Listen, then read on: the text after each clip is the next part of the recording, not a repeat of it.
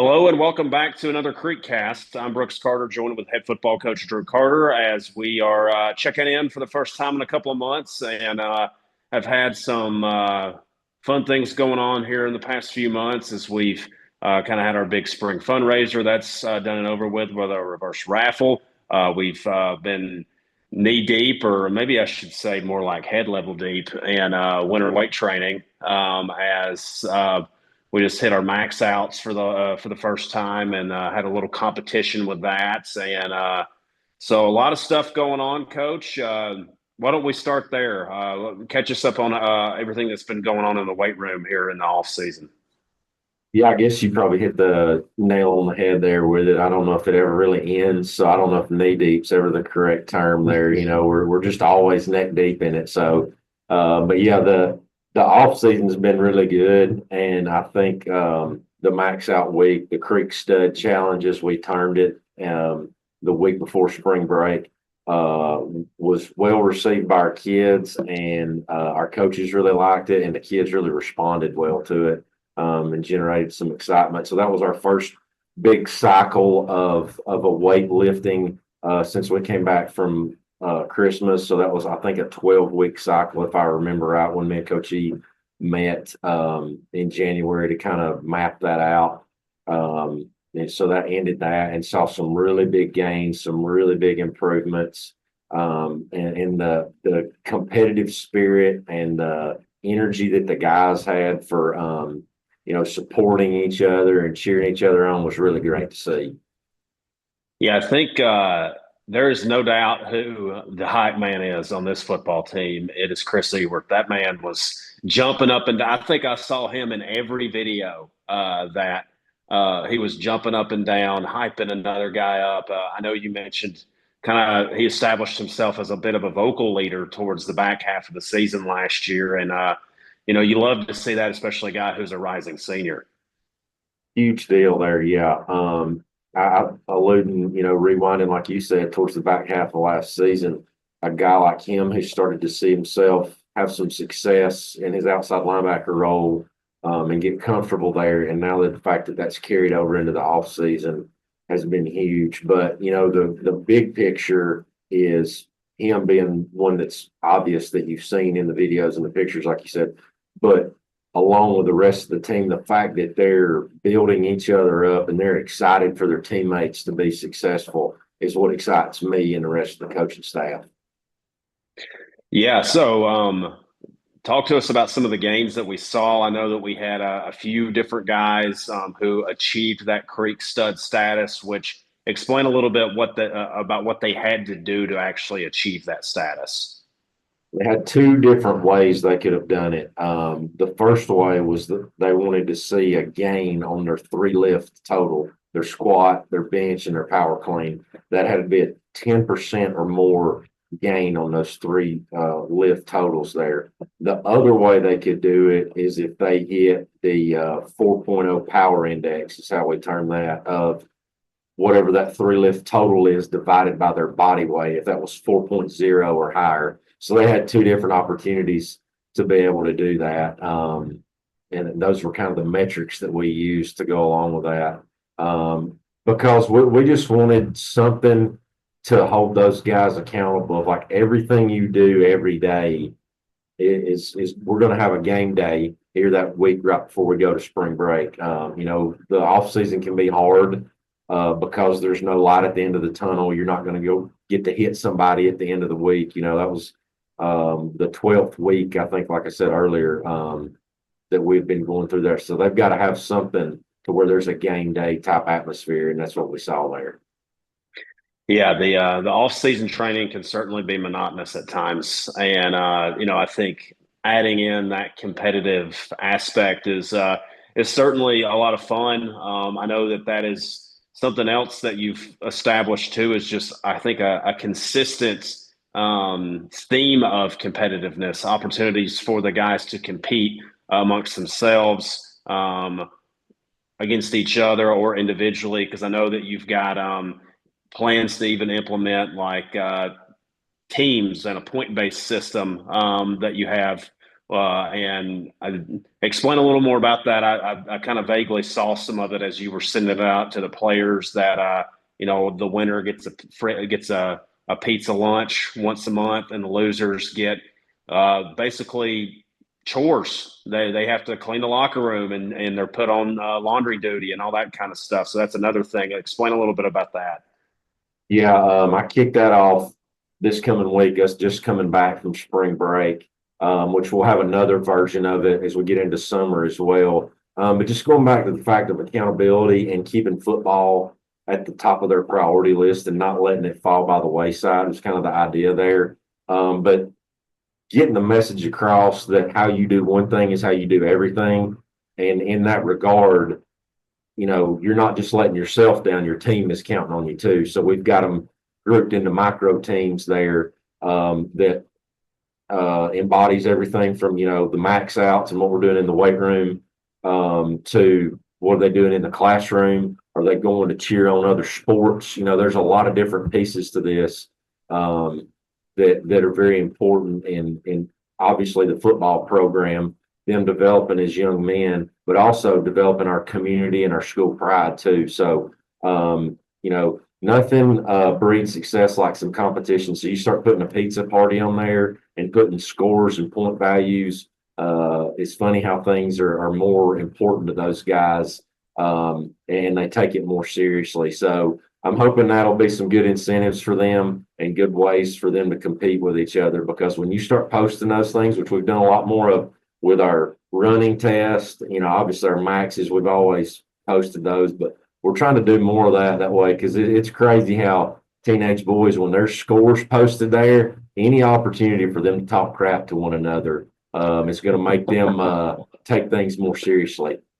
Oh, I mean, obviously, you're going to take a dig at your buddy if you did something better than he did. So that 100%. makes total sense.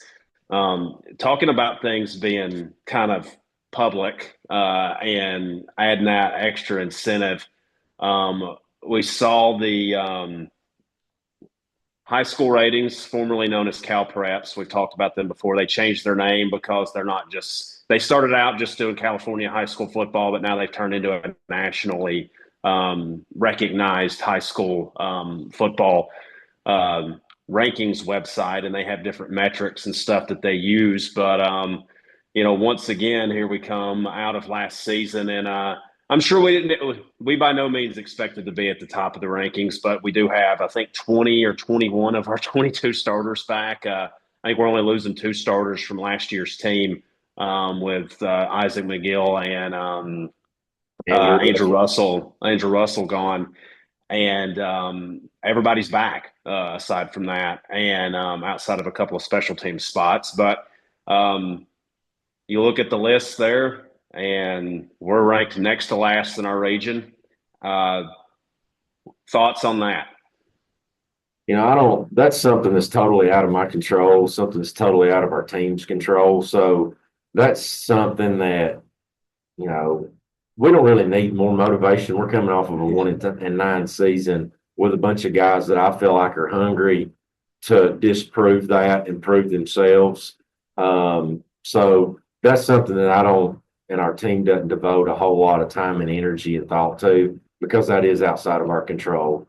All we can control right now is how we're preparing to go into the summer and go into this coming season. So I'm not going to let that be a distraction. It might be something that we can throw in here and there, but it's not a major theme or anything. Like I said, I feel like the lessons learned from last year and the disappointments that we had last year are enough motivation for us. Yeah, I know one of the things you've talked about with me is, it can't just be we've got to turn, like last year's got to mean something. It can't just roll over into the next year and continue to have moments where we're coming up short. It's got to mean something. You got to learn from it. And looks like y'all are doing, and I know part of that means not doing things the same way you did them the previous year. And obviously, we've just spent the first half of the show here talking about some new things that you're doing to kind of mix things up. including now another element that's a little different is we will not be having spring football in the traditional sense this year. The only thing you'll be doing from a spring aspect is rising freshmen, so the eighth graders at North Whitfield who are going to be coming into Coahulla Creek next year into our program. You'll be able to be a little hands-on with them, which is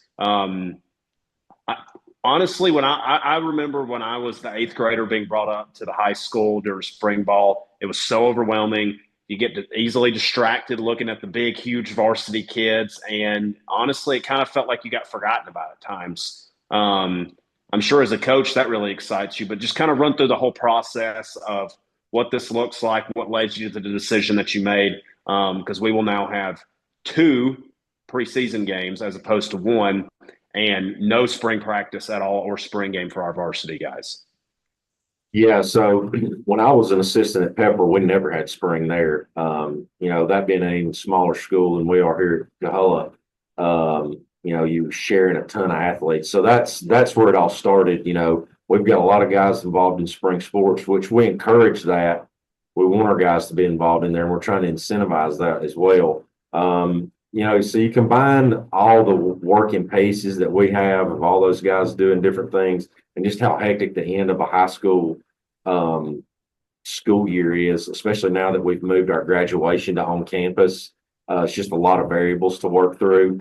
So we're just like, what are we getting out of this? Let's try something different. And then, we have 1 feeder school in North Whitfield coming to us, so we've got to maximize what we're getting out of that. So our thought was, let's be more hands-on with them, establish some better relationships with them earlier on. And like you said, maybe not have those guys so overwhelmed with coming to us. We're going to go to them and do some drill work and hopefully evaluate those guys and figure out where they're going to fit with us. And then when they come to us in the summer, they feel like they've gotten their feet a little bit more wet and have some sort of sense of placement and belonging with us. And know the coaching staff, and it's not just some guy yelling at them. We've been able to slow some things down and know that we care about them, and we've got them, plugged in where they feel like they're going to help the team the best. So that's kind of the thought process there, and hopefully that can start to generate some momentum of what we're getting in the future from those 8th coming to 9th grade. Yeah, I can remember we used to have to put athletic tape and write our names in Sharpie on our helmets as freshmen. Honestly, I think at times it would have helped if the coaches did the same thing when you were coming in as a freshman, because you don't know any of them's name. I mean, like, they probably know you because you're the head coach, but they may not know many of the assistants. You've got a status that they know. I know who Coach Fallour was. I knew some of the other coaches because you had been through I had the fortune of having an older brother go through the program ahead of me, but some of these guys don't have that fortune, so they haven't. Maybe they're not that familiar with some of the other assistants. Yeah, that's a fair point. Just a bit of a throw. Maybe they need the hello, my name is name tags that you have at these big conferences and stuff that they send people off to. But so with that, I mean, I put the schedule out. I don't know how many people actually took time to think about that. It's the first time we're kind of publicly acknowledging what's going on with that. I put the schedule out a few months ago on social media with the graphic that clearly showed 2 preseason games. We're going to do it one kind of jamboree style the first Friday in August down at Model against the Model Blue Devils and an old region foe with Lafayette. And then very next week, I mean, we'll have a full month of football in August. Yeah, and I think it's going to allow us to develop going through that because of how we've approached our off season. Obviously we've talked about the weight room, excuse me, but we've been more intentional and more involved with our 4-on-1 position drill stuff too. So I'm hoping that we've progressed through the winter more than we have in the past.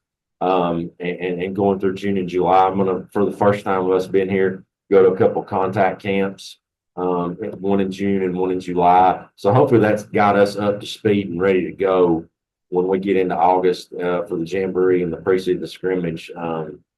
Obviously that presents some challenges. You want to make sure that you're protecting your starters and the guys that you're really counting on. But ultimately, you know what those guys can do anyways. I know what Chevy Joyce can do. I know what Tyler Douglas can do. So let's build some depth and get some guys that are going to be rotating and subbing in with those, or maybe some guys that are trying to earn some spots. Some time where we can evaluate them and a time for them to prove themselves of earning that. So I'm excited about how that progression is going to go. I think it's going to be a new thing for us to navigate, but I think it'll have us ready to go and should be running at full speed going into August. Yeah, the other preseason game will be on the road at Gordon Central, as we'll have them kind of locked up for, I think, the third or fourth straight year for a preseason game. But kind of see Models, a team we haven't really ever – I don't know that we've ever played them in varsity action, so that'll be kind of fun to have a new opponent.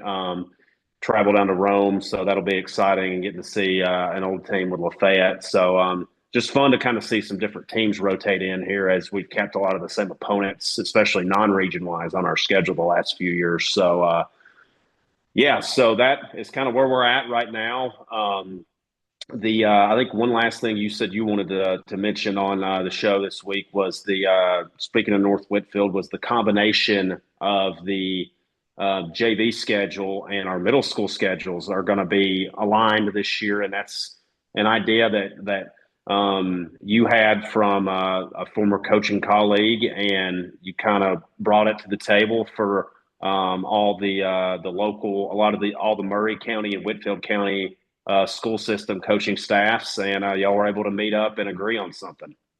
Yeah, really excited that number one, the middle school league was on board, and we were able to get them and the officials association on board to work with it. And then the other high school coaches, like you mentioned, it made our lives easier is what it did, because it takes care of about half of our JV schedule if we're able to sync this thing up. But ultimately, the middle schools, but for those of you that don't know, the middle school had gone to a Tuesday game schedule a few years back. Well, for us, when we're in the fall, Tuesday is one of our biggest work days. So I was hardly ever able, or nor was our coaching staff ever able to go watch our middle school play. So again, those guys don't know us. We're not as familiar with them, and vice versa. So that was one of the biggest reasons why get them to back to Thursday games. So that's really exciting. So the way we're able to do that is put the middle school playing at about a 4:30 kickoff, and then our JV games are going to kick off right behind that. And the way our schedules worked out with it, it's going to be really exciting, because we've got 3 weeks of football there where you're going to get to see, North Whitfield's going to play Bagley at home, and then right after that, our JV plays North Murray. A couple of weeks later, we got North Whitfield versus Gladden at Murray County, and then right after that, our JV will play Murray. And then a few weeks later, we've got North Whitfield versus New Hope, and then our JV will play Northwest at their place. Or I'm sorry, that's a home game. So good community events. An opportunity to come out on a Thursday afternoon, getting you ready for the weekend, kind of an appetizer for football. Yeah, and probably a lot simpler for maybe parents who have multiple boys in their house, that maybe one's in middle school, one's in high school. I mean, that's how it kind of was when we were coming up there. I know, I'm sure. So I know there's probably more than a few sets of parents who kind of have that dynamic going on, and that makes it really easy for them too. So, hopefully we'll get some good community involvement too at these games too. Being able to see, I imagine maybe one ticket will get you in. I don't know. Maybe I may be stepping too far ahead of the logistics on this, because I have no idea. I know that the games at Coahulla Creek will be that way. I can't speak for how everybody else is working it. We've got it worked out to where North Whitfield's taking care of the gate, and they're running all that stuff. So one ticket gets you in the game, just like you said. Cool deal. So another big element of that too is the officiating crews will work both games. So now you've got secured officiating for all your middle school, for most of your middle school and JV games, which is a huge deal nowadays, because officials can be hard to come by. That's probably one less day a week that they have to work, but you're not sacrificing any money either. They get to do a 2-for-1 and not have to work 3 days a week either. Yeah, when we first introduced that to them, they were really excited about the possibility to get back to it. Like I said, it's not costing them any money. They're double dipping on a Thursday afternoon. Yeah, exactly. So lots of fun stuff going on as here in the month of April, as we get ready to get into spring ball for our rising freshmen, which will be fun for them to kind of get in and get associated with the program. But then we'll start getting into the summertime, and it'll be here before you know it. I mean, April's already snuck up on us. We're past spring break. We are towards the back half of our spring sports seasons, and next thing you know, it'll be football time in Varnell, Georgia, once again at Coahulla Creek. So this has been another edition of CreekCast. For Drew Carter, I am Brooks Carter. We'll see you next time, guys.